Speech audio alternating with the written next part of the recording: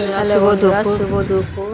তো চলো দেখায় তোমাদেরকে কি কি রান্না হয়েছে আজকে। যেহেতু উনুনে রান্না হয়েছে, সকালবেলাই বললাম যে উনুন উদ্বোধন করবো আজকে। তো দেখো এঁচোড়ের তরকারি করা হয়েছে, আলু দিয়ে মাখা মাখা তরকারি, নিরামিষ। এদিকে আছে ডালের বড়া দিয়ে তরকারি বানানো হয়েছে, সব মা করেছে। তো চলো দেখায় সাদা ভাত। কে এরকম খাও ডালের বড়া তরকারি কমেন্টে জানিও। এখানে দেখো সাদা ভাত। তো চলো দেখি রান্নাঘরে যাব। মা আমাকে কি আনতে বললো, আমি ভুলেও গেছি। থালা খুঁজতে এসেছি, ছোটো থালা, কিন্তু দুটো থালা আটকে আছে।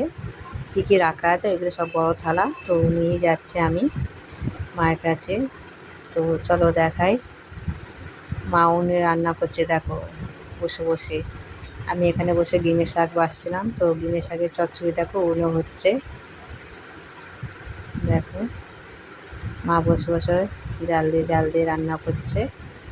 এখানে দেখো গিমে শাক চচ্চড়ি হচ্ছে। দেখো